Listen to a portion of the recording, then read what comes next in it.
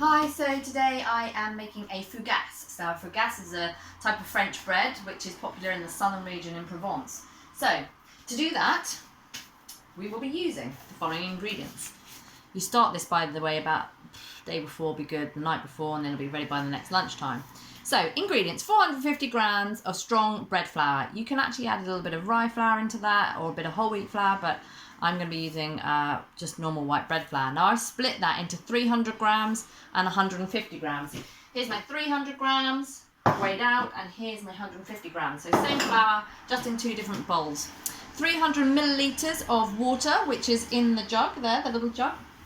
And 75 grams of my sourdough starter. Now I've got quite a lot of sourdough starter, so I can afford to use 75 grams. However, if you're a bit short of it, take 35 grams of your sourdough starter, 20 grams of strong white bread flour, 20 grams of water, mix it up and just start the process a bit sooner.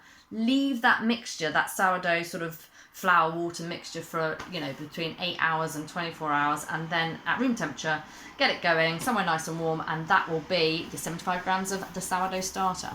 Right, then I'm going, next bit, so 1.5 teaspoon of salt, 150 grams of mixed olives. Now I've stoned them, don't leave the stones in. You can pull the flesh off the stones and have about 150 grams. It's all give and take. 25 grams of olive oil, and then I'm going to use a little bit of olive oil and herbs just to brush the fougasse at the end. So let's see how we do it. Right, so we've got here the 300 mils of water. I'm going to turn the scales on, and I'm going to mix in that 75 grams of the sourdough starter. You see my sourdough starter is all nice and bubbly in there. It lives in the fridge.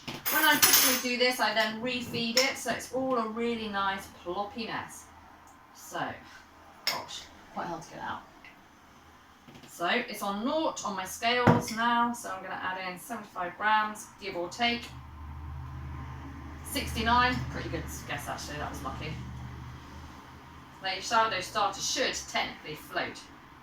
So when I plop a bit in, it's actually 83, but that's fine, it doesn't matter if it's a little bit over, but typically 75. And as I say, for sourdough starter, if you plop in a little bit, it should float. It just means it's nice and airy. What I'm going to do is I'm going to mix the sourdough starter and the water together. Oh, try not to get it over the edge like I just have. And this just means it's really well incorporated into the water, and then it'll incorporate into the flours as well. So just giving that a little mix. I keep my little notebook here. Sometimes I write notes as I go along. So give that a good mix up.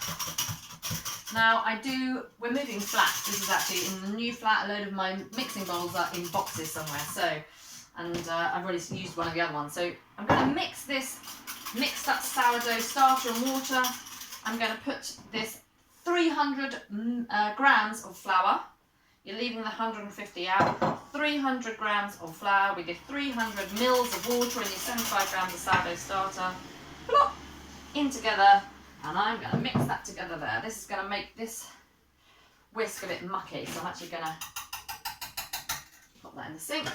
Just use a fork to get this going. I'm not going to use my hands because I don't want to be a complete and utter mess. Please, if you do have one, which I'm sure most people do, just use a normal mixing bowl. And then mix this up together. Make sure it's all really, really well incorporated. Try not to make as much mess as me. If I had a high-sided bowl, it wouldn't be making quite so much mess. So here I am. I'm mixing that 300 whatever. Mixing whatever I said I was mixing. So it's actually quite a nice, sloppy, porridgey stuff. So once it's all mixed in your mixing bowl, that is what you will have started the day before, the night before. So this is because it's wet, it's going to allow those that starter to really work, really continue to ferment and start eating that natural yeast found in the flour and the air. There we go. What you would do now is you would cover this and leave it overnight, or for at least maybe 8 hours. Just leave that in the kitchen somewhere to ferment overnight. And here's one I made earlier. I started this last night. It's bubbling away and it's looking fantastic. I'm about to lose storage, so here it is, bubbling away. To this, I'm going to add my flour, and I'm going to mix that in. At this point, I probably shouldn't use the whisk. It'd be better if I had used, I won't use the whisk. Whoop. I'm going to get that fork back, mix that in, and at this point you are going to leave this now for another, mix it really well in, and then you're going to leave this for another hour or an hour and a half, somewhere between an hour and an hour and a half. So this could be a nice Saturday morning job. Mix that together, leave it for an hour, hour and a half, and we'll come back shortly to do the next. Give it a good mix up, leave it nice and warm somewhere, get your tea towel, give it a good mix. Hour and a half, just to really make sure you mix that a bit more than that. Just for a couple more minutes. Leave that for an hour and a half, and we'll go to step 2.